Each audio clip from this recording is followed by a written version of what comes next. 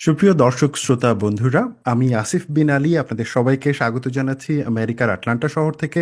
আজকে বিএনপির 31 দফা ও বাংলাদেশের সংস্কারের রাজনীতি এই বিষয়ে কথা বলবার জন্য গ্লোবালিস্ট পডকাস্টে যুক্ত হয়েছেন ফাহাম আব্দুস সালাম। ফাহাম আব্দুস সালাম তিনি একজন লেখক এবং তিনি পিএইচডি করেছেন দ্য অস্ট্রেলিয়ান ন্যাশনাল ইউনিভার্সিটি থেকে। ফাহাম ভাই, আপনাকে স্বাগত আজকে আমাদের এই পডকাস্টে। আপনারা যারা শুনছেন আপনাদের জন্য বলে রাখি, দ্য গ্লোবালিস্ট পডকাস্টটি প্রেজেন্ট করা হচ্ছে, এটা আমার একটা ইনিশিয়েটিভ এবং আমি যুক্ত হয়েছি বাংলা আউটলুকের সাথে। এবং বাংলা আউটলুক এবং গ্লোবালিস্ট পডকাস্ট একসাথে বাংলাদেশের রাজনীতি এবং বিএনপির 31 দফা এই বিষয়টিকে মাথায় রেখে বেশ কিছু সিরিজ নিয়ে কাজ করছে, তার মধ্যে এটি একটি অন্যতম। আর আজকে এই সিরিজে আমাদের সাথে ফাহাম ভাই যুক্ত হয়েছেন সিডনি থেকে। এবং ফাহাম ভাইয়ের সাথে এই আলোচনায় আমার প্রথম প্রশ্ন ফাহাম ভাই আপনাকে, সেটা হচ্ছে আমি আপনার একটা স্ট্যাটাস রেফার করছি। আপনি ওখানে লিখেছেন 2 বছর আগ পর্যন্ত আপনি জামাতি, এখন আপনি সেকুলার ও ভারতের দালাল। প্রথমে আপনার কাছে প্রশ্ন, আপনি এখন আসলে কি? আমি জাস্ট এ রাইটার। এগুলা বাংলাদেশের মানে বাংলাদেশের অনেক মানুষ অনেক কথা বলে, এগুলা নিয়ে আমি কখনোই খুব একটা চিন্তা করি না। এগুলা নিয়ে চিন্তা করার কিছু নাই, কারণ আপনার যখন নেম রেকগনিশন হবে অনেকে অনেক কথা বলবে। আহ দ্যাটস ফাইন, সবারই বলার স্বাধীনতা আছে এবং গণতন্ত্র জিনিসটা এরকম যে গণতন্ত্র থাকলে অনেকে অনেক কথা বলবে। আহ, এগুলো কখন আমার যেটা আপত্তি হয় যেটা মিথ্যা কথা বললে ওগুলাও দেখি। দ্যাটস অলরাইট, এটা আমাদের দেশ, এটা নিয়ে কিছু করার নাই। ধন্যবাদ ফাহাম ভাই। এই প্রশ্নটা করার উদ্দেশ্য হচ্ছে যে আমাদের রাজনীতিতে ট্যাগিং অত্যন্ত গুরুত্বপূর্ণ একটা বিষয়, এবং এই ব্যাপারটা এত বেশি হয়ে থাকে। যার কথাই পছন্দ হয় না তাকে ট্যাগ করা, যার মতামত পছন্দ হয় না তাকে ট্যাগ করা, এবং সেই ট্যাগ করে থেমে থাকা হয় না, সেখানে এক ধরনের ডিহিউম্যানাইজও করা হয়। এবং সেই ডিহিউম্যানাইজের প্রেক্ষিতে যত ধরনের মানবাধিকার বিরোধী কার্যক্রম সংঘটিত করা সম্ভব, সেটা সরকার কখনো গ্রুপ ব্যক্তি সেটা করে। তো এই প্রেক্ষিতে আমার দ্বিতীয় প্রশ্ন আপনার কাছে, আপনার কি মনে হয় বাংলাদেশের এই মুহূর্তে সব থেকে বড় রাজনৈতিক সংকট কি, সেটা আপনি কি দেখছেন? বাংলাদেশের এককভাবে কোনো রাজনৈতিক সংকট নেই, অনেক ধরনের সংকট আছে। প্রথমত আমরা, আমার কাছে যেটা মনে হয়, আমি আমার দৃষ্টিভঙ্গি থেকে বলি যে কোন বিষয়গুলো সবচেয়ে বড়। প্রথমত কথা হচ্ছে যে ইলেকশনটা কিভাবে হবে, কবে হবে সেটা নিয়ে আমি বলছি না। আমি বলছি যে ইলেকশনটা কিভাবে হবে, আওয়ামী লীগের বিচার কি হবে, এবং আওয়ামী লীগের ব্যাপারে তিন পার্টির মধ্যে একটা মতৈক্য থাকতে হবে। মতৈক্য না থাকলে যেটা হচ্ছে সেটা হচ্ছে গিয়ে যে এই যে ট্যাগিং এর কথা বললেন, মানে প্রচুর ইডিয়েট আছে যারা এক প্রতিদিন একটা জিনিস লেখা পড়ে, এই ভারত সব ইন্ডিয়া নিয়ে গেল, সব ইন্ডিয়া নিয়ে গেল। হ্যাঁ, মানে এই স্টুপিডিটিকে যদি আপনি থামাতে চান, এর মধ্যে যুক্ত হয়েছে আহ জামাত শিবির এবং ছাত্র দলের ছেলে পেলেদের মধ্যে অন্তর্কলহ, এবং এটা একটা ত্রিমুখী জিনিস। এর সাথে ছাত্ররাও জড়িত হয়েছে।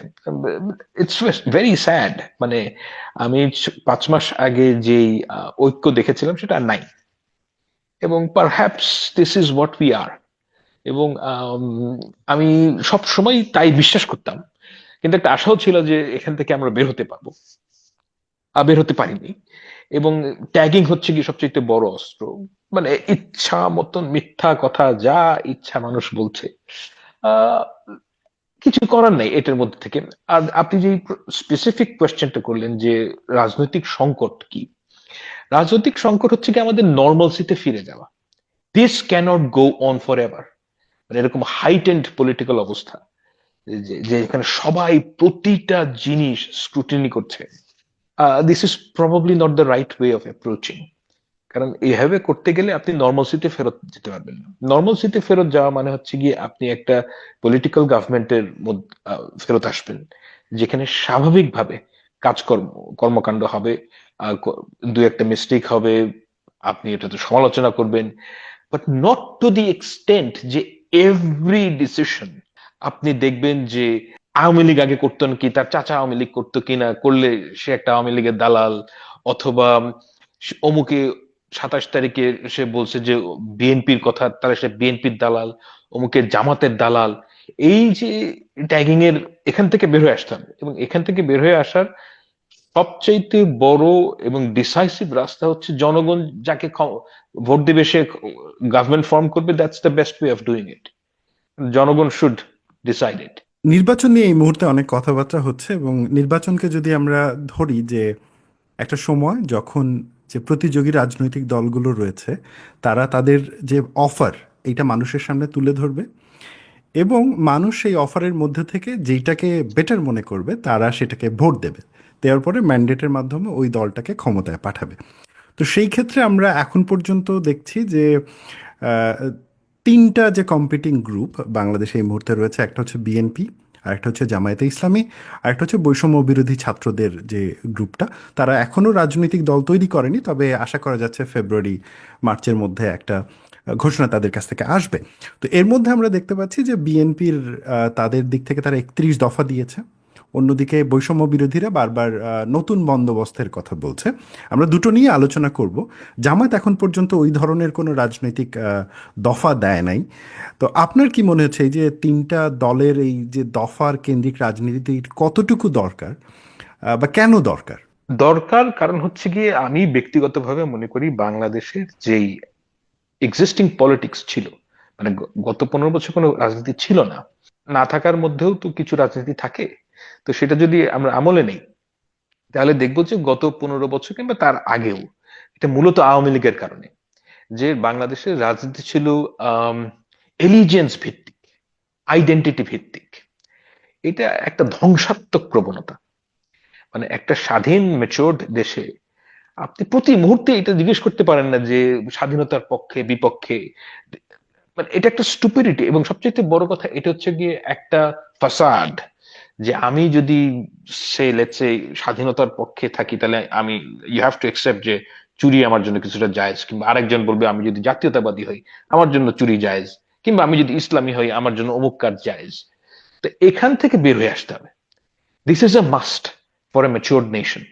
তো সেই জন্য আমি মনে করি যে বাংলাদেশের আম, বেশ অগ্রগতি হয়েছে গত 5 মাসে। আমার কাছে একটা জিনিস এই জুলাই অগস্ট আন্দোলনের সবচেয়ে ভালো যেটা মানে জিনিস মনে হয়েছে সেটা হচ্ছে গিয়ে যে জনগণ কিন্তু আপনার আগের কর্মকাণ্ড থেকে বর্তমান নিয়ে বেশি চিন্তিত, এবং আম, যেই আমি বলবো যে ভ্যালিউ বেসড পলিটিক্স এর প্রতি আগ্রহী হচ্ছে।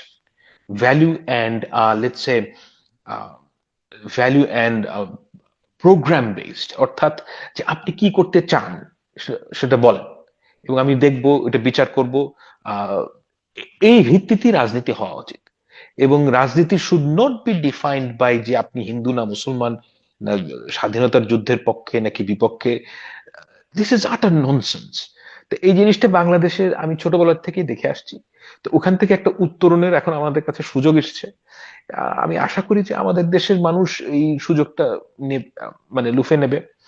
আহ, এবং আমাদের যারা অ্যাডাল্ট মানে আমরা আর কি, যারা যাদের ভয়েসের একটু মূল্য আছে, তারাও একটু পজিটিভ ভূমিকা রাখতে হবে আসলে। সার্বক্ষণিক ভাবে যদি আপনি কমপ্লেইন করেন, this is not the right way. দেখা যাক, মানে I have always said this, democracy is a Messi business. তো এই বিজনেসের মধ্যে এরকমই মানে হওয়া, কাছাকাছি কিছু হওয়ার কথা। দেখা যাক, মানে একটা দেশের ম্যাচুরিটি আসতে সময় লাগে। মোদ্দা কথা যেটা সেটা হচ্ছে যে এই তিন পার্টি তাদের প্রোগ্রামের কথা বলুক, মানুষ যাকে ইচ্ছে তাকে ভোট দিক, মানুষ যাকে ইচ্ছে তাকে সরকারে পাঠাক, এটা আমি চাই। বিএনপির যে 31 দফা, এই দফাটিকে আপনি আহ, আপনি কিভাবে দেখছেন? আপনার কি মনে হচ্ছে যে বিএনপি 31 দফার মাধ্যমে কোনো বিকল্প রাজনীতি অফার করছে, নাকি এইটা গতানুগতিক আমাদের যে নানা রকমের দফা ভিত্তিক রাজনীতি হয় সেই রকমই কিছু একটা? না, অ্যাবসলিউটলি নট গতানুগতিক। আমি মনে করি যে এটা বেশ ম্যাচিউরড একটা কাজ। ম্যাচিউরড কাজ আমি বলতে আমি বলছি এই কারণে যে তারা এটার পেছনে যথেষ্ট সময় ব্যয় করেছে। অনেক দুর্বলতার জায়গাও আছে, কিন্তু যেটা আমার কাছে মূলত সবচাইতে ভালো লেগেছে, আমাদের রাজনীতিতে যেই আইডেন্টিটি বেসড পেডলিং এটা নাই এই দফাগুলোর মধ্যে। তারা মানে অ্যাবসলিউটলি ক্লিয়ার কাট বলছেন যে আমি এই কাজ করতে চাই, এই কাজ করতে চাই। এবং সবকটা কাজের সাথে আমি আহ একমত না যে এগুলো দফা হওয়া উচিত। যেমন ধরেন আমি একটা বলি যে ধর্মীয় স্বাধীনতার সর্বোচ্চ কার্যকর নিশ্চয়তা প্রদান, এইটা আমার দৃষ্টিতে এটা সরকারের স্বাভাবিক কাজ। এটা ছাড়া একটা মডার্ন স্টেট হইতেই পারে না। তো এটাকে একটা আলাদা দফা বাড়ানো উচিত কিনা, আই হ্যাভ মাই রেজার্ভেশন। তবে সেই সাথে এটাও সত্য যে তারেক রহমান সাহেব কিন্তু বলেছেন যে এটা ফাইনাল কিন্তু কোনো জিনিস না। তার মানে হচ্ছে গিয়ে যে 31 দফা এখনো একটা পরিপূর্ণ অবয়ব লাভ করে নাই। তো সেই হিসাবে ঠিক আছে, কিন্তু আমি এটাকে গতানুগতিক রাজনীতি বলি না। কারণ হচ্ছে যে তারা মানে তারা একদম ক্লিয়ার কাট বলছে যে এই এই কাজগুলো করব, এবং এটার মধ্যে বেশ কয়েকটা কাজ মানে আহ খুবই গুরুত্বপূর্ণ, এবং বেশ কয়েকটা কাজ যেটা বিএনপির পক্ষ থেকে যেটা বলতে চাচ্ছে, এটা কিন্তু সারা দেশের মানুষের চাওয়া। যেমন উদাহরণ দিয়ে আমি বলি, আমি অনেক মানুষের সাথে কথা বলি, আমার সাধারণ মানুষদের সাথে কথা বলে যেটা মনে হয়েছে যে সংবিধান সংশোধন সম্বন্ধে সাধারণ মানুষের কোনো আইডিয়াই নেই। তারা খুব ফান্ডামেন্টাল দুইটা জিনিস তারা চায়, এটা হচ্ছে কি বাস্তবতা। এই দুইটা জিনিস হচ্ছে গিয়ে তারা প্রধানমন্ত্রীকে 2বারের বেশি দেখতে চায় না। এটা একটা আহ, জনগণের মধ্যে আমি দেখেছি। আরেকটা জিনিস আপনি, এইটা হচ্ছে গিয়ে তত্ত্বাবধায়ক আচ্ছা তত্ত্বাবধায়ক না বলি, আমি বলি যে কোনো নির্দলীয় সরকারের আন্ডারে একটা সুষ্ঠু নির্বাচন হবে, এইটার একটা ব্যবস্থা থাকতে হবে সংবিধানে। এই দুইটা জিনিস তারা মূলত চায় সাধারণ মানুষ। বাকি যে জিনিসগুলো নিয়ে আমরা আলোচনা করি, আহ এছাড়াও কিছু টুকটাক বিষয় আছে, টুকটাক বিষয়গুলো খুব একটা গুরুত্বপূর্ণ কিংবা ফার রিচিং না। যেমন বিসমিল্লাহির রহমানির রহিম উঠাই দিতে হবে, এই কথাগুলা বিসমিল্লাহির রহমানির রহিম থাকলেও কিছু যায় আসে না, না থাকলেও কিছু যায় আসে না। হ্যাঁ, এটা একটা টোকেন। তবে রাষ্ট্রধর্ম থাকলেও কিছু যায় আসে না, না থাকলেও কিছু যায় আসে না। আহ, এটার একটা ফিলোসফিক্যাল ডিবেট আছে, সেটা আমি করতে রাজি আছি।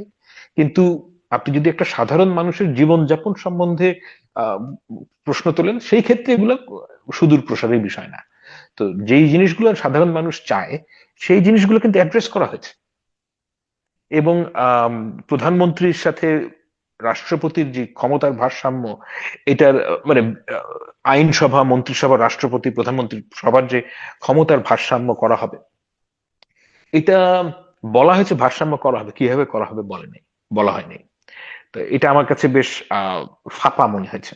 ফাঁপা এই কারণে আমি বলছি যে এটার কিছু আহ, আমি বলবো যখন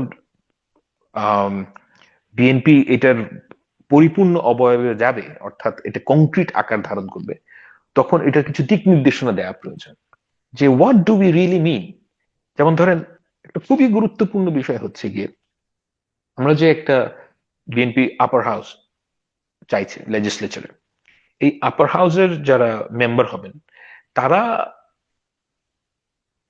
এক্সিস্টিং কোন ক্ষমতাগুলো পাবে, এই বিষয়গুলো নিয়ে আমার বিভিন্ন প্রশ্ন আছে আমার একজন নাগরিক হিসেবে। তো এই প্রশ্নগুলোকে অ্যাড্রেস করাও প্রয়োজন। আমি বলছি যে এটা আমার take home message for your question is যে এটা মোটেও গতানুগতিক না, এটা একটা চমৎকার ইনিশিয়েটিভ, কিন্তু এটা আরো ফাইন টিউন হওয়া দরকার আছে। আমি আপনার সাথে একমত ফাহাম ভাই যে এটা আসলেই ফাইন টিউন হওয়ার দরকার আছে। এবং যেটা আমি নিজেও বুঝি, মানে যদি বাংলাদেশের দফার সব থেকে সফল দফার রাজনীতি বলেন, সেটা ছিল 6 দফা। মানে এত বেশি সফল দফা আমার মনে হয় না যে আমাদের রাজনৈতিক ইতিহাসের ওইভাবে ছিল। 6 দফার একটা বৈশিষ্ট্য ছিল, এটা সংক্ষিপ্ত, ছোট, প্রিসাইজ, মানুষ সহজে মনে রাখতে পারে। কেন জানি না স্বাধীনতার পর থেকে আমাদের দফা অনেক বেড়ে যায়। মানে কেউ 20, 25, 30, 35 দফার নিচে দফা দিতে পারে না। এইটার আমি সব থেকে বড় যে সমস্যাটা এবং সংকটটা দেখি, সেটা হচ্ছে এতে না সাধারণ মানুষের সাথে যোগাযোগ ডাইলিউট হয়। করা যায় না, ডাইলুট হয়ে যায়।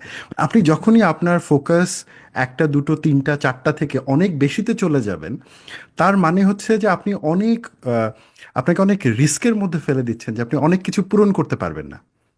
তো ওই ব্যাপারটাকে আপনি কেমন ভাবে দেখেন, যে এই যে 31 দফার এই ডাইলিউশনের যে ব্যাপারটা? আমি ভাইয়া এই যে আপনার কাগজের উপর নির্ভর করা মানুষ না। আপনি কাগজে অনেক কথা লিখতে পারেন, 31 দফা, 100 দফা লিখতে পারেন। এটার কথা মানে I am old school man. আমি দেখি যে একটা জিনিস যখন আপনি করতে চান, I understand how government works.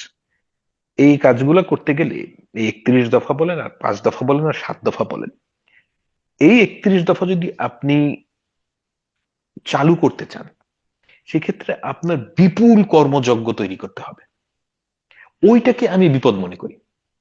এখানে এই 31 দফা যত ভালোই হোক, আপনি এই এগুলোতে একটা প্রোগ্রাম, গভর্নমেন্ট ব্যাকড প্রোগ্রাম। এই প্রোগ্রামগুলোর যে ফলাফল, যে সুফল, এটা সাধারণ মানুষের দোরগোড়ায় পৌঁছে দিতে হলে আপনাকে একটা বিপুল কর্মযজ্ঞ তৈরি করতে হবে। এখন এই কর্মযজ্ঞ তৈরি করতে মানে সরকার পারবে কি পারবে না, বিএনপি মনে করছে তার সরকার গঠন করবেন, তারা ওখানে গেলে পারবেন কি পারবেন না, এটা আমার কাছে biggest challenge. And I also believe যে সবচেয়ে বড় বিষয় হচ্ছে জেন্টলম্যানস এগ্রিমেন্ট। আপনার সংবিধানে অনেক ভালো কথা আপনি লিখতে পারেন, ওটা অ্যাকচুয়ালি মেনটেন করা হবে কিনা it's a completely different thing. মানে পৃথিবীর যে কোনো দেশের সংবিধানে একটু ভালো ভালো কথাই লেখা থাকে। ওটা অ্যাকচুয়ালি আপনি মানে চায়নার সংবিধানে খুব ভালো ভালো কথা আছে, মানে মত প্রকাশের স্বাধীনতা নিয়ে, কিন্তু ওটা কি ফলো করা হয় নাকি? তো করা তো হয় না। তো আপনি এটা আমরা অ্যাকচুয়ালি, একটা হচ্ছে কি ইন্টেনশন, আর আরেকটা হচ্ছে কি আপনার এবিলিটি আছে কিনা। আমি বিভিন্ন বিএনপির নেতার সাথে কথা বলেছি এই সমস্ত বিষয়ে। আমার ব্যক্তিগত ধারণা হচ্ছে কি তাদের ইন্টেনশনের, তাদের কোনো আসলেই তারা কোনো চালাকি করতে যাচ্ছে না, তাদের এটা চাই যেগুলো এগুলো আমরা করব, কিন্তু তারা করতে পারবেন কিনা এই ব্যাপারে আমার সন্দেহ আছে।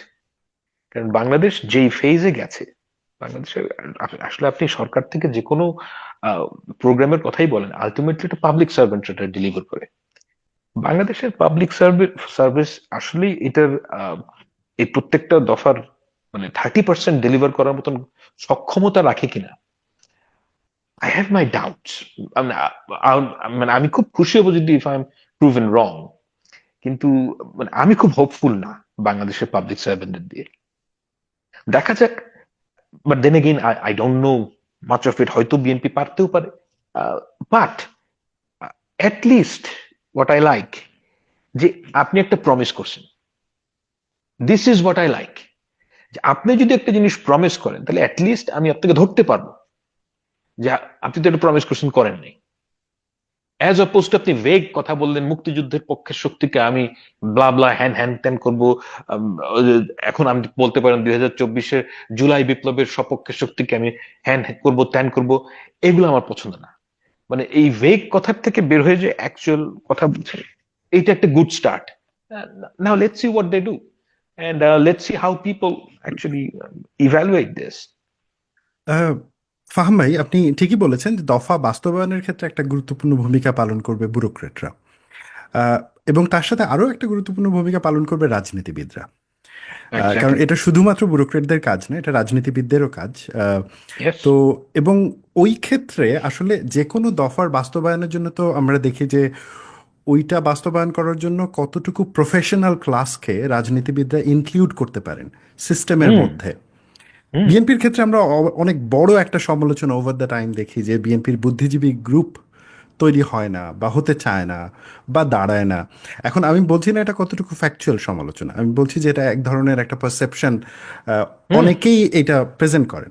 তো আপনার কি মনে হয় বিএনপির যে বর্তমান বুদ্ধিবৃত্তিক সেট এবং এই বুদ্ধিবৃত্তিক সেট দিয়ে যদি বিএনপি এটাকে পরিবর্তন না করে, এটাকে আপগ্রেড না করে, তাহলে কি এই দফাটা বাস্তবায়ন করতে পারবে কি পারবে না, বা সেটা করার আমার জন্য মতে আসলে কি পারবে না। করতে পারে?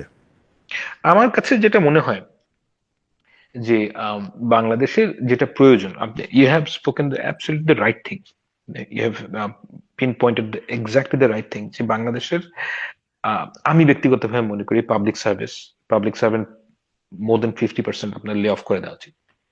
লে অফ করে আপনার যেখানে ল্যাটারাল এন্ট্রি করানো দরকার। Lateral entry means, let's put it this way, public service colonial system আমরা যেটা ফলো করি। সো এখন থেকে 100 বছর আগে আপনার ওই ধরনের লোক পাওয়া যেত না যারা মানে এই ধরনের সার্ভিস দিতে পারে। এখন তো আর ওই সময় নাই। এখন তো প্রাইভেট সেক্টরে আপনি এর থেকে অনেক বেশি কম্পিটেন্ট মানুষ, অনেক। তো তাদের সার্ভিস আমরা কেন নিব না? তাছাড়া আপনার তো মানে তাদেরকে ইজি ল্যাটারাল এন্ট্রি দিয়ে ঢুকানো সম্ভব। এদিকে ঢুকালে আপনি নিউ ব্লাড ঢুকাবেন, and they will basically revolutionize a lot of things, but it's a very risky business, very very risky business. না, ওইটাতে বিএনপি যাবে কি যাবে না আই ডোন্ট নো, কিন্তু আমি এতটুকু বুঝি যে আপনি এক্সিস্টিং পাবলিক সার্ভেন্টের যেই স্কিম, এই স্কিম যদি আপনি হুবহু ওইভাবেই বজায় রাখেন, মানে এই যে আপনি এখনকার যে সরকার, মানে ইন্টারিম গভর্নমেন্টের সবচেয়ে বড় ভুল যেটা হয়েছে, যেটা আপনি খেয়াল করে দেখেন যে তারা প্রথম দিন আওয়ামী লীগ আমলের 20-30 জন পাবলিক সার্ভেন্টদেরকে চাকরিচ্যুত করা উচিত ছিল। নাও আই আন্ডারস্ট্যান্ড যে they could not have done it for various reason, আমি ওই কারণগুলো জানি না আমি, কিন্তু এটা করাটা দরকার ছিল এই কারণে যে দেখেন আপনার তো ক্যারেট অ্যান্ড স্টিক লাগবে। ক্যারট তো আপনার কাছে নাই, কারণ আপনি জানেন যে এই সরকার মানে বেশি দিন থাকবে না, তাদের একটা ডিফাইন্ড গোল আছে, ইলেকশন করে চলে যাবে। আপনি যদি স্টিকটারও ব্যবহার না করেন, তাহলে আপনি তো তার থেকে মানে পাবলিক সার্ভেন্ট থেকে আপনি আপনার প্রোগ্রাম ইমপ্লিমেন্ট করতে পারবেন, এবং সেটাই এখন তাই হচ্ছে। মানে আপনি যে কোনো ইম্পর্টেন্ট মানুষদের সাথে কথা বলেন, তাদের সবচেয়ে বড় যেটা কমপ্লেইন সেটা হচ্ছে যে পাবলিক সার্ভিস চালানো যাচ্ছে না। এবং আমি মনে করি না এই সমস্যার সমাধান হবে বিএনপি ক্ষমতায় আসলে কিংবা জামাত ইসলাম ক্ষমতায় আসলে, নো। কারণ the the rot is at the core, এবং এটা ভেরি ডিপ। এই জায়গায় যদি আপনি অ্যাড্রেস করতে চান, আপনাকে পাবলিক সার্ভিস রিহলিং করতেই হবে। এখন বিএনপি কত দূর যাবে আই ডোন্ট নো, এবং যদি বিএনপি অ্যাকচুয়ালি করতে চায় ওটা হয়তো এখানে লিখবে না, হয়তো ইলেকশন ম্যানিফেস্টোতে লিখবে, I don't know about it. কিন্তু what I know absolutely with 100% confidence, যে এক্সিস্টিং সিস্টেম রেখে যদি আপনি এই প্রোগ্রামগুলো ইমপ্লিমেন্ট করতে চান, আপনি মেজরিটি অফ দেম আপনি যতটা ইমপ্লিমেন্ট করতে চাইবেন ততটা পারবেন না। এবং আমি কিন্তু আমার এক্সপেকটেশন কিন্তু খুব লো, সেটার কথা মাথায় রেখেই বলছি। আমার নিজেরও এক্সপেকটেশন লো ফাহাম ভাই। আমি হ্যাপি যদি 25 ভাগও ইমপ্লিমেন্ট হয়, ইয়া, অ্যাটলিস্ট যদি প্রধানমন্ত্রী এবং রাষ্ট্রপতির ক্ষমতার ভারসাম্য, সংসদের 2টা কক্ষ, এবং হচ্ছে যে একটা প্রপার ইলেকশনের প্রসেস চালু হয়। কারণ আমাদের গত 53 বছরে এক্স্যাক্টলি। আমাদের সব থেকে বড় দ্বন্দ্বই হয়েছে কিন্তু ক্ষমতায় আসা নিয়ে না, ক্ষমতা হস্তান্তর নিয়ে। আপনি যদি আমাদের ইয়েস। বিগত বছরের হিস্ট্রিটা দেখেন। তো আমি আবার আমার একটু পুরনো প্রশ্নেই ফিরে যেতে চাচ্ছি। আমার প্রশ্নটা ছিল আসলে যে বিএনপির যে এখন বুদ্ধিবৃত্তিক গঠন, বিএনপির যে ইন্টেলেকচুয়াল সার্কেল, সেই ইন্টেলেকচুয়াল সার্কেল কতটুকু সক্ষমতা আছে এই দফাটাকে মানে বাস্তবায়নের দিকে এগিয়ে নিয়ে যাওয়ার জন্য। আমি পাবলিক সার্ভিসকে ইন্টেলেকচুয়ালদের আমি একটু বের ইন্টেলেকচুয়ালদের দিয়ে করি। তো কোনো কাজ হয় না, কাজ তো হয় প্রফেশনালদের দিয়ে। ইন্টেলেকচুয়ালরা বড় বড় সভা সেমিনার করবে, আম, বড় বড় আমার মতন লম্বা লম্বা কথা বলবে, দ্যাটস ইট। ইন্টেলেকচুয়ালদের দিয়ে একটা দেশ কোনোদিন রাজনীতিবিদ ইন্টেলেকচুয়াল এদের দিয়ে হয় না, মানে এটার উন্নতি হয় না। উন্নতি হয় হচ্ছে গিয়ে সাধারণ মানুষদের দিয়ে, right? I am not focused in that. আমি আমি যেটা ফোকাস, আমার যেটা focus, I am absolutely certain about it, যে বাংলাদেশের যদি আপনি সত্যিকারের উন্নতি চান, এটা সাধারণ মানুষ করবে, এটা কোনোদিনও পলিটিশিয়ানরা করতে পারবে না। পলিটিশিয়ানদের কাছে আমি যে জিনিসটা চাই, পাবলিক সার্ভেন্টের কাছে আমি যেটা চাই, সেটা হচ্ছে তারা অবস্টেকল তৈরি করবে না। মানে মানে ওই একটা কথা আছে না, ওই যে ভাত দেন আমার কুত্তা সামলা, হ্যাঁ, মানে অনেকটা ওই লাইনের। যে আমি এক্সপেক্ট করি না যে বাংলাদেশের পাবলিক সার্ভিস, বাংলাদেশের সরকার আমার সমস্যার সমাধান করে ফেলবে, এটা হবে না। যেটা হবে না চিন্তা করে লাভ নেই। কিন্তু আমি এইটা এক্সপেক্ট করি যে আমার উপর যেন নতুন সমস্যা তৈরি না করে, হ্যাঁ, যে আমার কাজটা যেন, মানে আমি বিভিন্ন জায়গায় দেখি আপনি বাংলাদেশের এই যে ন্যাশনাল আইডি কার্ড কিংবা কেউ মারা গেলে আপনার যে কি এক ঝামেলা মানুষের মাথার উপর পড়ে, এটা কল্পনার বাইরে।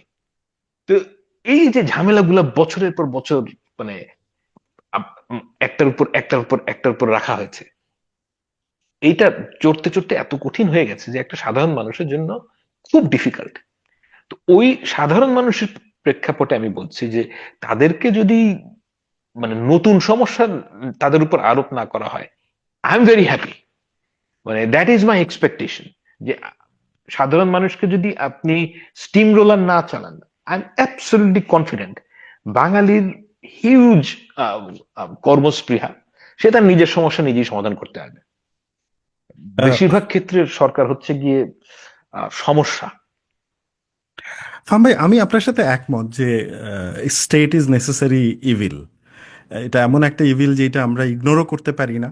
বাট আসলে আমাদের প্রত্যেকেরই উচিত যে আমাদের কার্যক্রমটা এমনভাবে পরিচালনা করা যাতে এই ইভিলের ক্ষতি করার ক্ষমতাটা কমে যায় এবং এক্স্যাক্টলি। মানুষের মানে পাবলিক পাওয়ারের জায়গাটা বেশি থাকে। ওটা লার্জার ফিলসফিক্যাল অ্যাবসলিউটলি। ডিবেট এবং আমি ওটার সাথে একমত আপনার সাথে। আমি আলোচনাটা এবার যে দিকটাতে একটু নিতে চাচ্ছিলাম সেটা হচ্ছে যে এই মুহূর্তে আমি গত কয়েকদিনের যখন আলাপ আলোচনা দেখছিলাম, বিশেষ করে বৈষম্য বিরোধী ছাত্রদের, বিএনপি, জামায়াতের অনেকে এখন পরিবারতন্ত্র নিয়ে কথা বলছে এবং বলছে যে জামায়াত এবং বৈষম্য বিরোধীরা মোটামুটি নিজেদেরকে পরিবারতন্ত্রের বাইরেই দাবি করে। বাট এই পরিবারতন্ত্রের যে অভিযোগটা, এটা বিএনপি এবং আওয়ামী লীগের ওপরেই রয়েছে। আওয়ামী লীগ যেহেতু এই মুহূর্তে ইকুয়েশনে আপাতত পলিটিক্যাল গেমে নেই এবং বিএনপি গেমে রয়েছে, তো বিরোধী পক্ষ থেকে ওই সমালোচনাটা বেশ স্ট্রংলি আসছে। আহ, আপনি অ্যাজ আ লেখক, অ্যাজ আ ইন্টেলেকচুয়াল, আপনি কি মনে করেন যে বিএনপির 31 দফার ভেতরে কি পরিবারতন্ত্রের বাইরে যাওয়ার কোনো অপশন রয়েছে কিনা, নাকি এটা ওই পরিবারতান্ত্রিক যে রাজনীতি সেটাকেই রিপ্রোডিউস করবে? আমি একটু ডেফিনেশন দিয়ে নিই। পরিবারতন্ত্র বলতে আমি শুধুমাত্র এটা বোঝাচ্ছি না যে টপ যিনি তিনি পরিবার থেকে আসছেন কিনা, শুধু সেটা না। আমি বলতে চাচ্ছি যে ম্যারিটোক্রেসির মানে সুযোগ কতটুকু তৈরি করতে পারছে এগেইনস্ট পরিবারতন্ত্র। Very good question. একটা কথা হচ্ছে যে দেখেন, আপনি যদি ইলেকশনের পরিবারতন্ত্রের কথা বলেন, সেটা এক জিনিস, ইলেকশনের ব্যাপারে। আর আরেকটা হচ্ছে গিয়ে জেনারেলি স্পিকিং পরিবারতন্ত্র।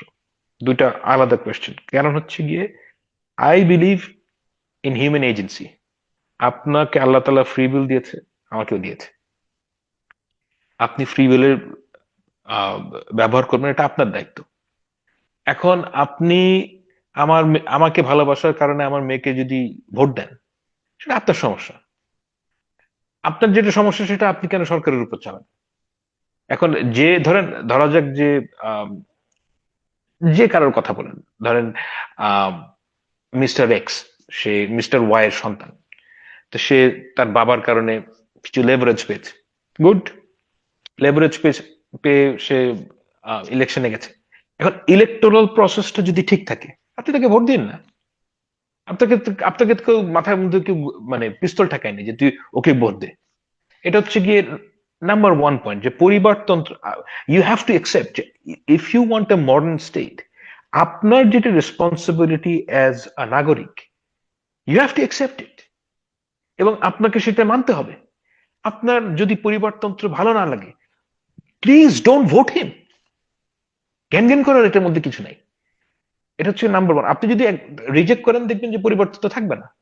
এটা হচ্ছে কি, বাংলাদেশের মানুষের মানসিকতার যে যদি চেঞ্জ না হয়, কোনো কিছুই ইমপ্লিমেন্টেড হবে না। হচ্ছে নাম্বার ওয়ান। নাম্বার টু হচ্ছে গিয়ে যে এই পরিবারতন্ত্র যদি অন্য জায়গায় স্পিল ওভার করে, যেমন ধরেন কোম্পানির মধ্যে, না, that's a different question. And there comes the meritocracy angle. আমি একজন মেরিটোক্রেসি অ্যাডভোকেট না, আমি একজন মেরিটোক্রেসি ফান্ডামেন্টালিস্ট। হ্যাঁ, তা আমি আই ফার্মলি বিলিভ যে everything should be based on meritocracy. এই কোটা আন্দোলনে অনেক আগে থেকে আমি লেখালেখি করি যে এক 1% কোটা থাকা উচিত না। হ্যাঁ, কারণ হচ্ছে যে আমি মানে 100% আই বিলিভ, যে কোনো জায়গায়, আই ডোন্ট কেয়ার আপনি মুসলমান, হিন্দু, ছেলে, মেয়ে, whatever it is, I have strict criteria. If you match that criteria and if you're the best candidate, you should be picked. এখন এই কথাটা রাজনীতির ময়দানে আমি কিভাবে দেখতে চাই? রাজনীতির ময়দানে আমি শুধু একটা জিনিস দেখতে চাই, শুধুমাত্র একটা জিনিস।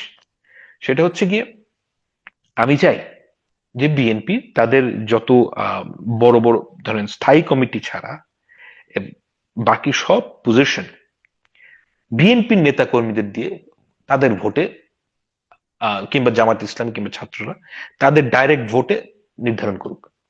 না, এই যে স্থানীয় নেতাকর্মীরা যদি তাদের এমপি কি হবে এটা ঠিক করে, এটা যে বেস্ট ডিসিশন হবে সেটা আমি মানি না। এটা খারাপ ডিসিশন হতে পারে। বাট একটা পার্টির ওনারশিপ ওই পার্টির যারা আহ, কর্মী তাদের হাতে দিয়ে দেওয়া উচিত। If they make a mistake, let them make a mistake. তারা একবার দুইবার মিস্টেক করবে, তারপর ঠিক হয়ে যাবে। কিন্তু এই প্রসেসটা শুরু করা দরকার যে আমি এই এলাকার নেতা কে হবে সেটা ওই এলাকার বিএনপির নেতা কর্মীরা ঠিক করবে, যারা সাপোর্টার। তারা ভোট দিয়ে, ওপেন ভোট দিয়ে, ওপেন না মানে তারা ব্যালটে প্রপার ভোট দিয়ে তারা ঠিক করবে যে কে ওই এলাকার নেতা হবে। এতটুকু হলে আই এম ভেরি হ্যাপি। ওই জনগণ যদি ওই এলাকার বিএনপির অ্যাক্টিভিস্ট কর্মী সাপোর্টার তারা যদি ওই জয়নাল হাজারি টাইপ কাউকে ভোট দেন, I am happy with it. I am happy with it because it's mistake. But আমি কল্পনা করি যে এই ভুলটা তারা একবার করবে, হয়তো দুইবার করবে, থার্ড টাইম করবে না। আমাদের একটা কিন্তু গণতান্ত্রিক জার্নি আছে। এই জার্নিটার মধ্যে একটা বিগ পার্ট হচ্ছে গিয়ে পলিটিক্যাল পার্টির নিজস্ব সংস্কার। তো ওই সংস্কারের জন্য আমি কামনা করি, I would be very happy যে যদি বিএনপি এই একটা সংস্কার করে, আর কোনো সংস্কার না করলে হবে, এই একটা সংস্কার যদি করতে পারে যে আমি আমার সব নেতা, সব ক্যান্ডিডেট আমার লোকদের দিয়ে ভোট দেবো, I would be very happy. আহ, সেটা হলে তো খুব ভালো হয় ফাহাম ভাই। সেটা হলে একটা আহ, মানে আমাদেরকে একটা সুযোগ দেবে যে পার্টিগুলোর ভেতরে অভ্যন্তরীণ গণতন্ত্র চর্চা করবার। আহ, একটা বড় আশঙ্কার জায়গা থেকেই যায়, সেটা হচ্ছে আপনি এজেন্সির কথা বলছিলেন। আমি নিজেও ব্যক্তিগতভাবে মনে করি যে human agency plays a very important role in any decision making. কিন্তু স্ট্রাকচারালিস্ট পয়েন্ট অফ ভিউতে আমাদেরকে এটাও দেখতে হবে যে স্ট্রাকচারটা কেমন করে অর্গানাইজ করা, কারণ ওই স্ট্রাকচারের মধ্যেই তো আসলে এজেন্সি অপারেট করে। এখন কে বেশি অফকোর্স। পাওয়ারফুল সেই ডিবেটে হয়তো বা আমরা যেতে পারবো না যে স্ট্রাকচার বেশি পাওয়ারফুল নাকি ইন্ডিভিজুয়াল এজেন্সি, কারণ এই দুইয়ের মধ্যে নেগোসিয়েশন ঘটে এবং ইভেন্টের ভিত্তিতে ডিসিশনগুলো হয়। Moving forward to the other question, আপনার মতে যেমন আমি যখন বিএনপির 31 দফা দেখছি, বিএনপির 31 দফাতে আমার একটা জিনিস খুব ভালো লেগেছে, সেটা হচ্ছে যে সে যখন পাহাড়িকে ক্ষুদ্র নিগোষ্ঠী এই শব্দটা ব্যবহার করেনি তার 31 দফার একটা জায়গায়। সে যখন ধর্মীয় সংখ্যালঘুদের কথা বলছে, জাতিগত সংখ্যালঘুদের কথা বলছে, সেখানে সে কিন্তু পাহাড়ি ক্ষুদ্র নিগোষ্ঠী বলে নাই, পাহাড়ি জাতিগোষ্ঠী বলেছে। আহ, শব্দটা আমি জানি না তারা কতটুকু সচেতনভাবে করেছে, বাট যদি খুব সচেতনভাবে করে সচেতন ভাবে থাকে করেছে। তাহলে আমি মনে করব যে এটা একটা অনেক বড় মুভ একটা জায়গা থেকে। কারণ আসলে আমি ব্যক্তিগতভাবে কোনো জাতিগোষ্ঠীর আগে ক্ষুদ্র শব্দটা বসানোর পক্ষে না। It is such a contested word. I mean, I cannot even start saying anything about it. মানে আমি একবার, মানে এটা তো আদিবাসী না, মানে আদিবাসী ইন টেকনিক্যাল টার্ম কেউই আদিবাসী না, পারহ্যাপস আফ্রিকানরা এন্ড আপনি অস্ট্রেলিয়ান অ্যাবরিজিনালদের বলতে পারেন, আর রেড ইন্ডিয়ান। রেড ইন্ডিয়ানদের সব ইন্ডিয়ানদেরকে বলতে পারেন। যে এছাড়া তো কেউই আদিবাসী না, আমরা সবাই মাইগ্রেটেড। আপনার আহ, আহ, যদি জেনেটিক অ্যানালিসিস করা হয় আপনি দেখবেন যে 20% স্টিপ পিপল, আপনার চেহারা দেখে মনে হয় আপনার এগুলো বলা যাবে না, আবার একটু বললে এখন আবার অন্য আরেক জিনিস শুরু হয়ে যাবে। You are profiling based on insufficient information, you are a racist. So ওই দিকে যাচ্ছি না, but you get my point যে আমরা কেউই আদিবাসী না, we are all mixed people. Now পাহাড়ি জনগোষ্ঠী যারা, আপনি তাদেরকে কোন টার্মিনোলজিটা দিবেন? আদিবাসী দিলে না, I understand Adivasi is a wrong concept. পাহাড়ি বললে একটু ডিমিনিং, ক্ষুদ্র নিগোষ্ঠী বলাটা খুবই ডিমিনিং। তো আই ডোন্ট নো, মানে ব্যাপারটা হচ্ছে যে সংজ্ঞায়নের সমস্যা, মানে it is so politically charged যে আমি না এই কথাটা বিভিন্ন জায়গায় কথা বলতে গেলে আমি এটা অ্যাভয়েড করি, মানে এত ভয় লাগে আমার। মানে এই বিষয়টা এমনই চার্জড, মানে এটা কি বলবো, নারীবাদীদের বিষয়ে কথা বলার থেকেও বেশি মানে পলিটিক্যালি চার্জড। তো I try to avoid it. So and I have noticed it যে আপনি যে কথাটা বললেন। এবং আই থিঙ্ক যে তারা ডিমার্কেশনের যেই মানে রাস্তাটায় গেছে, এটা সবচেয়ে কম বিতর্কের লাইনে বিএনপি গেছে। মানে I understand the terminology has a lot of politics with it, but this is probably the best move that they have made. And although আপনি যদি আমাকে পার্সোনালি জিজ্ঞেস করেন, it doesn't matter to me. It doesn't matter to me কারণ হচ্ছে কি আমি actually ওই পাহাড়ি জনগোষ্ঠীর ভালো চাই। হ্যাঁ, তাকে সে যা চায় সেই অনুযায়ী তার জীবন হোক, আমি এটা চাই। And তাকে কোন নামে ডাকছেন আপনি, এটা আমার কাছে অনেক সেকেন্ডারি না টার্সারি বিষয়। এটা হচ্ছে গিয়ে এই মডার্ন পলিটিক্স এর, এই ফেসবুক বেসড পলিটিক্স এর একটা অফশুট, যে আপনাকে সবসময় পয়েন্ট স্কোর করতে হবে। হুম। হ্যাঁ, ডাজন্ট ম্যাটার যদি মানুষটার অ্যাকচুয়াল লাইফের কতটা ভালো হলো খারাপ হলো, কিন্তু আপনাকে ওই পলিটিক্যালি কারেক্ট থাকার পয়েন্ট স্কোর করতে হবে। তো আমি ওই লাইনের মানুষ না, আমার কাছে ওগুলো ভালো লাগে না। You should be, you should honour people and treat them with utter respect and then try to do the right thing. এটার সাথে এই যে অ্যাসোসিয়েটেড বিষয়গুলো, এগুলো খুবই of putting, but sadly that is the case. কিন্তু আপনি যে কথাটা বলেছেন ওটা আমিও মার্ক করেছি, and I thought that this is the right way. আমি অত চিন্তা করি নাই, কিন্তু দিস ইজ প্রবলি দ্য, মানে আমার এক্সিস্টিং যেই অভিজ্ঞতা, যে অভিজ্ঞতা থেকে আমি দেখেছি যে এইটা সম্ভবত সবচেয়ে কম বিতর্ক উদ্রেক করবে, এটা আমি বলতে চাচ্ছি।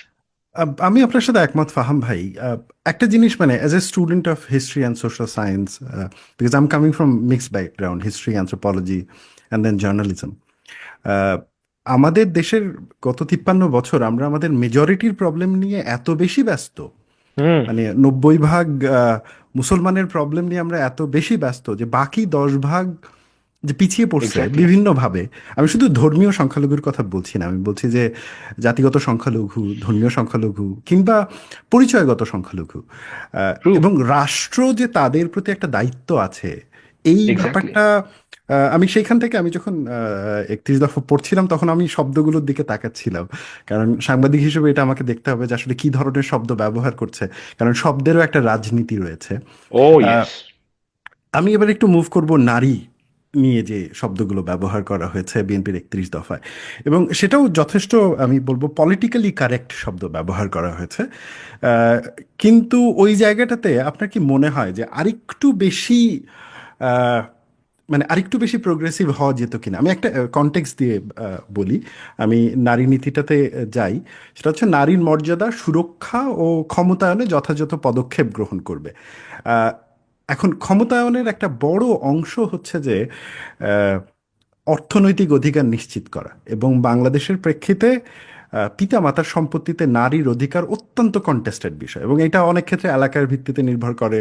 এগুলোকে নানাভাবে ধরেন নানা ফতোয়ার মধ্যে আনা হয় কিংবা নানা আইনের মধ্যেও আনা হয়। আমি সবগুলোকে শ্রদ্ধা রেখেই বলছি যে সম্পত্তিতে নারীর অধিকার সেটা যতটুকু, মানে ধর্মীয়ভাবে যতটুকু দেওয়া হয়, ইভেন আমাদের ক্ষেত্রে সোশ্যালিও অতটুকু দেওয়া হয় না। এই জায়গাটাতে আপনার কি মনে হয় যে বিএনপি 31 দফাতে আরো বেশি স্পেসিফিক করার সুযোগ ছিল কিনা, নাকি নারী না, নিয়ে যে দফাটা এটা অনেক বেশি ওপেন হয়ে গেছে? এই জিনিসগুলো আমার কাছে মনে হয় যে আপনি, এটা এত ডিফিকাল্ট কোয়েশ্চেন, এটা একটা পলিটিক্যাল পার্টির ম্যানিফেস্টো কিংবা এখানে কোনো ডিসাইসিভ দিকে যাওয়া সম্ভব না। এটা ঠিকই আছে। কেন, আপনাকে আমি একটা কথা বলি। এই জিনিসটা সম্ভবত আপনি জানেন না, কিন্তু এটা বাংলাদেশের যেটা ক্রিশ্চিয়ান কমিউনিটি, ক্রিশ্চিয়ান কমিউনিটির মধ্যে এটা একটা খুব বড় সমস্যার কথা আপনাকে বলি। সেটা হচ্ছে গিয়ে, ধরেন বাংলাদেশের তো ম্যাক্সিমাম ক্রিশ্চিয়ান কমিউনিটি যদি আপনি দেখেন, যেটা আরবান ক্রিশ্চিয়ান, তারা converted from Hinduism, right? Hmm. এখন ক্রিশ্চিয়ানিটিতে, ক্রিশ্চিয়ান আইনে আপনি ছেলে মেয়ে সমান অধিকার, right? Hmm. We all know that. এখন যেহেতু কনভার্টেড, সেহেতু you can take the girl out of the village, but not the village out of the girl, right? So Hindu থেকে ক্রিশ্চিয়ান হচ্ছে, কিন্তু হিন্দু ধর্মের যে সমস্ত মানে আদাব আচার, সেটা কিন্তু তারা নিয়েই ক্রিশ্চিয়ান হচ্ছে। হুম। সেটার মধ্যে একটা বিষয় হচ্ছে যে, ধরা যাক আপনার 3 ভাই, 1 বোন, আপনার সম্পদ, মানে এক্সিস্টিং যে প্র্যাকটিস, আমি হিন্দু ধর্মের কোনো ক্রিটিক করতে বসিনি, আমি জানি না, কিন্তু আমি এতটুকু জানি যে এক্সিস্টিং যে প্র্যাকটিস সেটা হচ্ছে গিয়ে এই মেয়েটির যদি হাজবেন্ড মারা যায়, তাহলে তার 3 ভাই তার টেক কেয়ার করবে, কিন্তু সম্পত্তির পার্ট পাবে না। এটা হচ্ছে এক্সিস্টিং প্র্যাকটিস। কিন্তু আপনি এখন ক্রিশ্চিয়ান হয়ে গেছেন, আর ক্রিশ্চিয়ান হওয়ার পর আপনি ওই প্র্যাকটিসটাই বহাল রাখলেন। ওকে, নাও আপনি ধর্মে ক্রিশ্চিয়ান, কিন্তু এমন একটা প্র্যাকটিস যেটা হিন্দু ধর্মের প্র্যাকটিস করছেন, আপনার জেনারেশন পর্যন্ত ঠিক আছে, মানে হয়তো এটা আপনি একটা মেকশিফট সিস্টেম বানায় ব্যবস্থা করে রাখতে পারলেন। যেই মুহূর্তেটা আপনার পরের জেনারেশন যাবে, ওরা তো আর এটা মানবে না। এই আমি তো ক্রিশ্চিয়ান, আমাদের তো, আমার মা তো সমান পাঠ পাওয়ার কথা, ওরা হতে পায়নি। এটা একটা হিউজ প্রবলেম বাংলাদেশ ক্রিশ্চিয়ান কমিউনিটির মধ্যে। আপনি ঘরে ঘরে এই সমস্যা পাবেন। এখন এই সমস্যার সমাধান কি? I am not an expert, I don't no, I don't have an answer to this, but আমি আপনাকে বলতেও পারবো না যে কি করলে ভালো হবে, কি করলে না ভালো হবে। এবং মোস্ট প্রবাবলি আমরা ওই ওয়েস্টার্ন ওয়েতে যেতেও পারবো না, যেখানে এক আইন হুম। সবার জন্য, ইনহেরিটেন্স সবার জন্য এক। এখন এটা বেসিক্যালি কনসেনসাসের বিষয়। এই কনসেনসাসের বিষয়টা যদি আপনি পরিপূর্ণভাবে পরীক্ষা নিরীক্ষা না করে, আপনি যদি একটা দেশ, একটা সরকারের, একটা রাজনৈতিক দলের ম্যানিফেস্টোর মধ্যে কিংবা 31 দফার মধ্যে ঢুকান, এটা যতটা না প্রবলেম সলভ করবে, তার থেকে 1000 টাইমস প্রবলেম বেশি ক্রিয়েট করবে। কারণ এটার মধ্যে আরবিট্রেশনের প্রয়োজন আছে, ওই লোকাল স্টেক হোল্ডারদের সাথে আপনার কথা বলতে হবে। তো এই সমস্ত ব্যাপারে কোনো ডিসিশন দেওয়ার জায়গা এটা না। Fair so enough. হ্যাঁ, তো দ্যাট ইজ ফাইন তুমি, কিন্তু আমার কথা হচ্ছে যে পলিটিক্যাল পার্টি মানে এটাতে ডিসিশনে আসার আদৌ কোনো আকাঙ্ক্ষা আছে কিনা, এইটা different thing all together. And আমি এই ব্যাপারে কিছু জানি না, সত্যি কথা যে আমি এই বিষয়ে কথা বলি নেই কারোর সাথে যে তারা এই ব্যাপারে খুবই কি বলবো, মানে খুবই আগ্রহী কিনা। অ্যাজ ইউ সেড যে আমাদের এত বেশি প্রেসিং প্রবলেম, যে এই প্রবলেম গুলো অনেক নিচের দিকে, বাট উপরের দেখা যাক, হু নোজ, মানে আম, না, এইটার একটা কারণ হচ্ছে যে বাংলাদেশের তো, আমরা যেহেতু ভোটের রাজনীতির কথা বলছি, তো ভোটের রাজনীতিতে আহ, জাতিগত এবং ধর্মীয় সংখ্যালঘুদের যেমন একটা অবস্থান রয়েছে, নারীদেরও একটা অবস্থান রয়েছে। এবং বিএনপি যেহেতু, আমি ধরেই নিচ্ছি যে সামনে নির্বাচনকে সামনে রেখে তারা তাদের কি প্রোডাক্ট এটা মানুষের সামনে তুলে ধরছে, এবং জেন্ডারের জায়গা থেকে তারা তাদের অধিকারের প্রশ্ন আনতেই পারে। আমি একটু মুভ করব। বিএনপি তার যে 31 দফায় শিল্প উন্নয়ন এই জায়গাগুলো নিয়ে কথা বলেছে, এবং বেশ ইন্টারেস্টিং ভাবেই পাটকল, তারপরে হচ্ছে পুরনো যে কলগুলো চালু করার কথা বলেছে, যেগুলো খুবই ক্লাসিক লেফটিস্ট অ্যাপ্রোচ। মানে আমরা যখন ইকোনমিকে দেখি যে পাটকল ফেল করলো কি করলো না, পাটের চাহিদা আছে কি না, এইটা ম্যাটার করে না, ম্যাটার হচ্ছে যে পাটকল থাকতে হবে, বিকজ এইটা হচ্ছে সিম্বল অফ ইকোনমি। কিন্তু আমরা তো অন্যদিকে আবার একটা জায়গায় দেখতে পাচ্ছি যে আমরা যে ফোর্থ ইন্ডাস্ট্রিয়াল রেভলিউশনের মধ্যে ঢুকেছি, আর্টিফিশিয়াল ইন্টেলিজেন্স আসছে, নিউ প্রোডাকশন মানে ক্যাপাসিটি বিল্ড আপ হচ্ছে, মানে কি ইন্ডাস্ট্রিয়াল ডেভেলপমেন্ট, সেই জায়গা নিয়ে কোনো আলাপ আলোচনা নাই। তো বিএনপি যখন শিল্প প্রতিশ্রুতি দিচ্ছে, তখন লেফটিস্ট অ্যাপ্রোচে পাটকলের চিন্তাভাবনা বা ওই ধরনের শিল্পকে প্রণোদনা দিয়ে বাঁচিয়ে রাখা, এটা এক ধরনের ব্যাড কথা। আইডিয়া, কিন্তু ভেরি ব্যাড আইডিয়া। এই ব্যাপারে আপনার কি মতামত? আমি তো আসলে আহ, কি বলবো, আমি আমি ক্রিটিক হিসেবে ক্যাপিটালিস্ট। জানতে চাচ্ছি। হ্যাঁ, আমি এই ব্যাপারটা মানে কথা কি, এখানে বেশ কয়েকটা অ্যাঙ্গেল আছে। সেটা হচ্ছে কি, আপনি যখন একটা পলিটিক্যাল পার্টি যখন আহ, দফা ভিত্তিক রাজনীতির কথা বলেন, তখন তাকে আহ, অবশ্যই সে দেখবে যে আমি যাতে লার্জেস্ট গ্রুপ অফ পিপলকে এখানে টানতে পারি।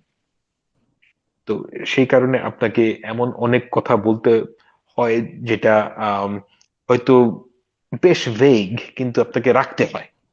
উই আন্ডারস্ট্যান্ড দিস, যেমন ধরেন সর্বস্তরে আইনের শাসন ও, আচ্ছা না, এটা কথা ধর্মীয় স্বাধীনতার সর্বোচ্চ ও কার্যকর নিশ্চয়তা প্রদান, যেটা আপনাকে প্রথমেই বললাম, যে এই দফাগুলো যেগুলো রাখতে হয়। আম, আপনি যদি একটু ক্রিটিক্যালি এঙ্গেজড হন, তাহলে বলুন এটা তো রাখারই কথা, মানে এটা তো হওয়ারই কথা, মানে এটা তো, দিস ক্যানট বি ইয়োর দফা। তো কিন্তু আই আন্ডারস্ট্যান্ড যে একটা পলিটিক্যাল পার্টি যখন ইলেকশন মোডে যাবে, তখন সে হাইয়েস্ট নাম্বার অফ পিপলকে এটার সাথে যুক্ত করতে চাইবে। তো সেই জন্য আপনাকে এমন কিছু অল ইনক্লুসিভ দফা রাখা হবে। কিন্তু আপনি যখন ফাইন টিউনিং এ যাবেন, যে একটা পাটকল, এটা বন্ধ করাটাও সলিউশন না, আবার একটা প্রণোদনা দেওয়াটাও কোনো সলিউশন না। আলটিমেট সলিউশন হচ্ছে কি এটাকে লাভজনক করা। হুম, হ্যাঁ, এবং আমি যেমন সাইফুর রহমান সাহেব তো আদমজি জুট মিল বন্ধ করে দিয়েছিলেন। Hmm. And if you remember that, যে আপনারা সম্ভবত অনেক বয়স কম, আমার ওটা তখন মনে অনেক আছে স্পষ্ট। আন্দোলন হয়েছিল, আমি তখন নটরডেম কলেজে পড়ি, অনেক আমার মনে আন্দোলন আছে। হতো, এবং আমার বাবা, আমি যখন অনেক ছোট, মানে দিস ওয়াজ রিগার্ডেড যে হুম, কোন বাংলাদেশের সরকার, মানে 80-র দশকের কথা বলছি, এভরিওয়ান ইজ পিসড অফ যে এটা একটা শ্বেতহস্তি, কিন্তু এটা কেউ ব্যান করতে, মানে বন্ধ করতে পারবে না, আর বন্ধ করলেই প্রচুর আন্দোলন টান্দোলন হবে। But Saifur Rahman did it, hmm. মানে বিএনপি গভর্নমেন্ট ডিড ইট। আমার কাছে মনে হচ্ছে যে বিএনপির যে political economic program, it's always it always has been very pragmatic. তো ওইটার নিরিখে সেই ঐতিহ্য যদি আমরা বিএনপি ধরে রাখতে পারে, সেক্ষেত্রে আমার মনে হয় না যে তারা ওই লসের শিল্প প্রতিষ্ঠানকে প্রণোদনা দিয়ে বাঁচিয়ে রাখবে। কিন্তু লেটস সি, এই জিনিসগুলো অনেক ফাইন, মানে ফাইন বিষয়, মানে এইটা নিয়ে আগের থেকে অ্যান্টিসিপেট করাটা উচিত হবে না, যে অ্যাকচুয়ালি সরকারে গেলে বিএনপি কি করবে। তবে আমার একটা প্রত্যাশা ছিল অ্যাটলিস্ট ফোর্থ ইন্ডাস্ট্রিয়াল রেভলিউশন নিয়ে কিছু থাকবে, কারণ এটা এমন একটা বিষয় হুম। যেটা এমন না যে it's future, it's now happening. হ্যাঁ, ইয়েস। মানে বাই দ্য টাইম 2021, মানে আগামী 1.5 বছরের মধ্যে যদি ইলেকশন হয়, এবং আমি জানি না ইলেকশনে কে ক্ষমতায় আসবে, যেই ক্ষমতায় আসুক তাদের জন্য একটা বড় চ্যালেঞ্জ কিন্তু এই যে নব্য অ্যাবসলিউটলি। ইন্ডাস্ট্রিয়াল ডেভেলপমেন্ট এবং এই ব্যাপারটাকে মাথায় রাখা। 31 দফার আর একটা স্ট্রেংথ, এবং একই সাথে আমি বলবো যে খুবই ক্লিয়ার কাট একটা দফা, যেটা হচ্ছে যে সবার জন্য স্বাস্থ্যের যে পলিসি। এবং এই আমার মনে হয় যে যতগুলো দফা দেওয়া হয়েছে তার মধ্যে এই একটা দফাতে একটা মডেলের কথা বলা হয়েছে, এনএইচএস মডেল, যেটা ইউকেতে, আমি নিজে যখন ইংল্যান্ডে ছিলাম আমি দেখেছি এই মডেলটা কত এফিশিয়েন্টলি কাজ করে। আমি বলবো না ইটস পারফেক্ট, বাট মোটামুটি ইটস অ্যাটলিস্ট 70% এক্সেপশনালি গুড ফাংশনাল। ইট আমি ইজ এখন এ যে very functional model for Bangladesh, not for Britain. That's, not for Britain. হ্যাঁ, so that's how I put it, so yes. এইটা একটা স্ট্রেংথের জায়গা। তবে আমি আপনার কাছ থেকে, আপনি বারবার ফাইন টিউনিং এর কথা বলছিলেন, এবং আপনার কি মনে হয় এই 31 দফার সব থেকে বড় ফাইন টিউনিং কোন জায়গাটাতে দরকার? আমি ভাইয়া এইভাবে দেখি না জিনিসটাকে। আমি, মানে 31 দফার ফাইন টিউনিং অনেক জায়গায় প্রয়োজন। যেমন ধরেন আপনি আহ, শিক্ষা ব্যবস্থায় আপনি বলছেন যে 5% একটা কমিটমেন্ট করছেন, যে 5% বাজেটের 5% ব্যয় করবেন। এটার মানে কি, এখানে ফাইন টিউনিং করতে গেলে আমি আহ অনেক এত বড় হয়ে যাবে এটা, ফাইন টিউনিং করতে গেলে আমি না এটা জানি না যে এটা, মানে ধরা যাক যদি আমি বলি যে একটা বাংলাদেশ সরকারের আহ যদি 5% খরচ হয় শিক্ষা খাতে, তাহলে ওই জিনিসটাকে যদি আপনি ভোটারের কাছে নিয়ে যেতে চান, তাহলে আপনি যে বলছিলেন যে ডাইলিউট হয়ে যাবে, এটা মানে কোন লেভেলে ডাইলিউট হবে, এটা 1 পৃষ্ঠার বর্ণনা দিতে হবে। হ্যাঁ, ওইটা কি আসলে ভালো জিনিস কিনা, আই এম নট শিওর। কিন্তু হোয়াট আই ওয়ান্ট, যে বিএনপি যদি একটা নিজস্ব একটা আন্ডারস্ট্যান্ডিং থাকে যে what we are gonna do, এবং এটা তাদের যে লিখেই জানাতে হবে তা না, তারা এটাকে অ্যাভয়েড করে জনগণকে জানাতে পারে যে আমরা যদি লিস্ট মেইন যে বিষয়গুলো, আমি আম, দুইটা ব্যাপারে খুব আগ্রহী, এডুকেশন আর একটা হচ্ছে হেলথ। এই দুইটা ব্যাপারে তারা কি কি করতে চায়, তাদের প্রোগ্রাম কি, and local government to one some extent, যে লোকাল গভর্নমেন্টের ব্যাপারে আমি খুব আগ্রহী। কারণ হচ্ছে যে বাংলাদেশের আহ, গ্রামে গঞ্জের মানুষরা আসলে সরকারের সাথে জড়িত না। হুম, হ্যাঁ, তাদের যদি আপনি মামলা মোকদ্দমার কাজ যদি বাদ দেন, তাহলে দেখবেন যে তারা সরকারের সাথে সেই অর্থে জড়িত না। এই যে তাদের বেশি জড়িত করলেই তাদের ওনারশিপ বাড়বে, এবং এটার জন্য লোকাল গভর্নমেন্টটা ইম্পর্টেন্ট। এবং লোকাল গভর্নমেন্টটা ইম্পর্টেন্ট এই সেন্সে যে ওই এলাকার মানুষ ওই স্কুল চালাবে, এবং ওই এলাকার মানুষ জানবে যে কে তার ডাক্তার, এবং I would love to see যে একটা ডাক্তার ওখানে 5-10 বছর আছে। তো এই জিনিসগুলো আমার কাছে খুবই গুরুত্বপূর্ণ বিষয়। এবং লোকাল গভর্নমেন্টের আদার মানে যেই জিনিসটা নাই এখানে একেবারেই 31 দফার মধ্যে, সেটা হচ্ছে গিয়া আমি মানে আমার কাছে অকামস রেজার হচ্ছে গিয়ে, আপনি একজন গ্রামের মানুষ, আমার 31 দফা 50 দফা যাই হোক, আপনার লাইফের কি লাভ হবে? এটা হচ্ছে আমার কাছে অকামস রেজার। শহরের লোকদের নিয়ে আমার কোনো আগ্রহ নাই, মানে ইন্টেলেকচুয়ালি। কারণ শহরের লোকেরা মোর লেস তাদেরকে যদি আপনি এক্সট্রা প্রবলেম না, এক্সট্রা ট্যাক্স, এক্সট্রা বার্ডেন না দেন, সে তার নিজের সমস্যা নিজেই সমাধান করতে হবে। গ্রামের মানুষের আমার ব্যক্তিগত অভিজ্ঞতা হচ্ছে যে সবচাইতে বড় সমস্যা হচ্ছে কি কোর্ট কাচারি। এটা হচ্ছে নাম্বার 1, যে তাদের প্রত্যেকটা গ্রামের পরিবারের মধ্যে আপনার মামলা আছে জমি নিয়ে। হুম।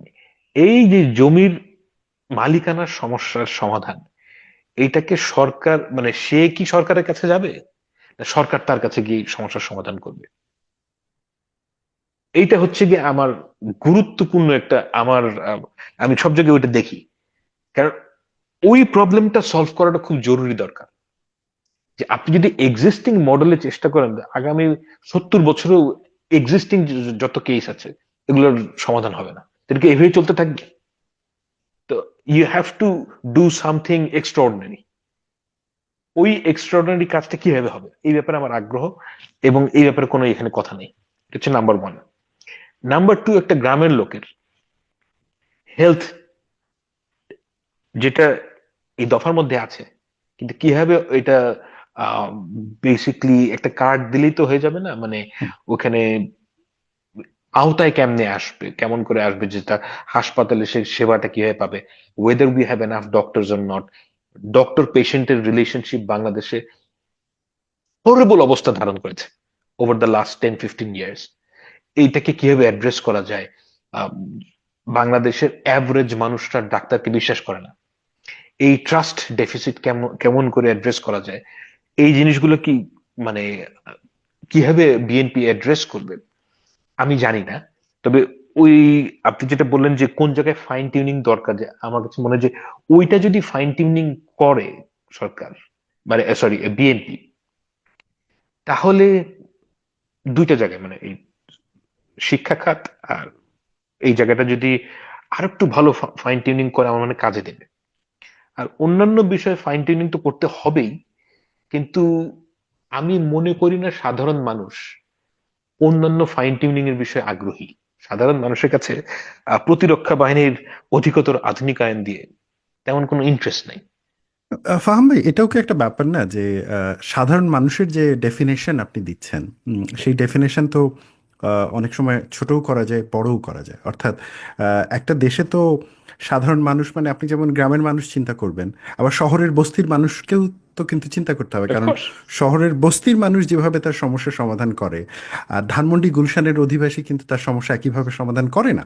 তার মানে সাধারণ অ্যাবসলিউটলি না। মানুষের কোনো জেনারেল সংজ্ঞা হয়তো বা আমরা পেতে পারি না। তবে একটা লক্ষণীয় ব্যাপার, আমার পরবর্তী প্রশ্নটা এটা নিয়েই, যেটা দেখতে পাচ্ছি যে এর আগ পর্যন্ত যেমন আওয়ামী লীগের সময়ে আওয়ামী লীগের যে উন্নয়ন ন্যারেটিভ ছিল, এটা অনেক বেশি ইনফ্রাস্ট্রাকচারাল উন্নয়নের উপরে ছিল, বিগ প্রজেক্ট এবং আহ, ডাকাতির এটা প্রজেক্ট, এটা ডাকাতি, তো একটা ডাকাতি স্কিম। সো আমরা দেখতে পাচ্ছি যে বিএনপির 31 দফায় ইনফ্রাস্ট্রাকচারের থেকে বড় হিউম্যান ডেভেলপমেন্টের উপরে ফোকাস করা এক্স্যাক্টলি, হয়েছে। দিস ইজ এই দ্য ম্যাচিওর থিং। তো এই যে মানে আমি শিফট, আমি বিল্ডিং এর পক্ষে না। এই যে শিফটটা, এই শিফটটাকে আপনি কিভাবে দেখছেন? এবং এটা একটা খুবই পজিটিভ জিনিস, এটা খুবই পজিটিভ জিনিস। It would probably have the most long lasting impact. মানে আমি আহ, এই কথাটা বলাটা ঠিক হবে কিনা জানি না। মানে আমি তারেক সাহেবকে একবার জিজ্ঞেস করেছিলাম যে শিক্ষার ব্যাপারে আপনার আগ্রহ কোথায়। ওনার উনি আমাকে যেটা বললেন যে আমার ব্যক্তিগতভাবে সবচেয়ে বেশি আগ্রহ হচ্ছে গিয়ে ক্লাস প্রাইমারি স্কুলের এডুকেশনে।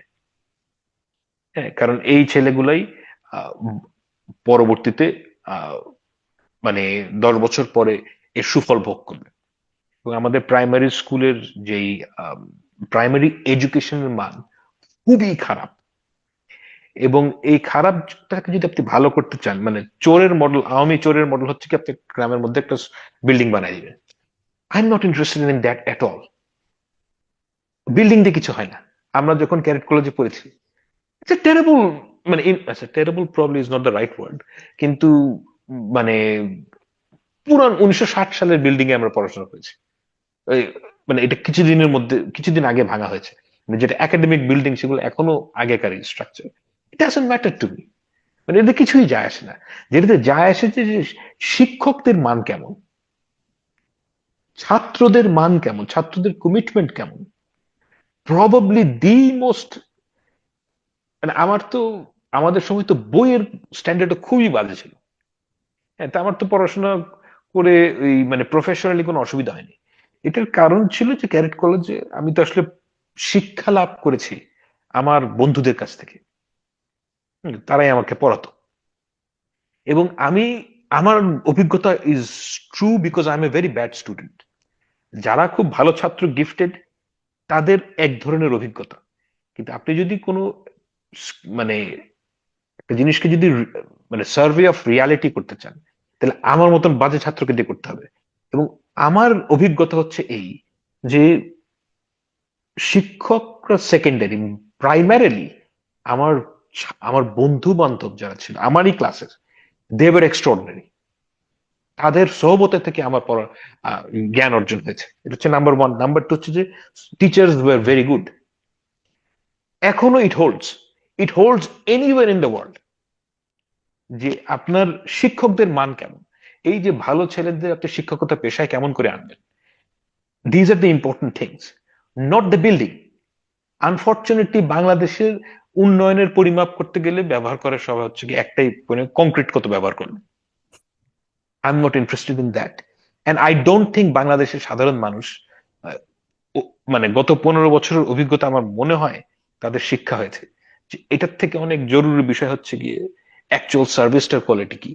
এবং বিএনপি যে এটার থেকে বের হয়ে এসে এই সমস্ত বিষয় আহ মানে ফোকাস করছে, ইটস এ ওয়ান্ডারফুল ডেভেলপমেন্ট। এটা মানে এই সেম জিনিসটা আমিও নোটিস করেছি।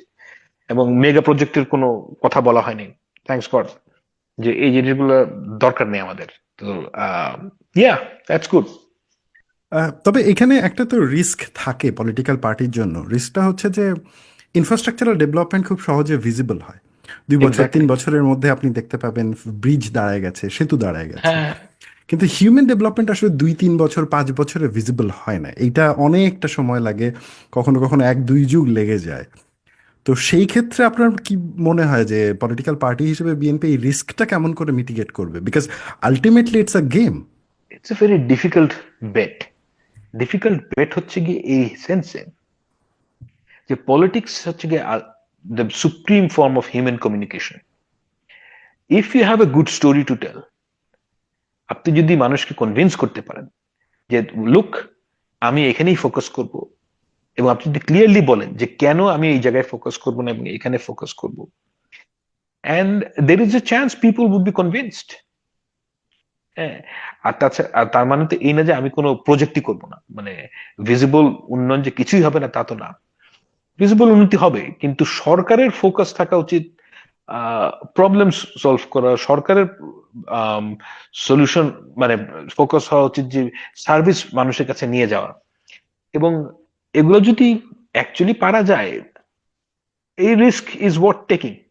মানে আমার যদি ক্ষমতা থাকতো, I would have taken that risk. আপনি স্টোরি টেলিং এর কথা বলেছেন।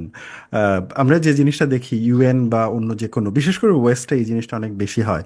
যে কোনো পলিসি দেওয়ার পরে সেক্ষেত্রে পলিসির জন্য কিছু ফেস অ্যাসাইন করা হয়।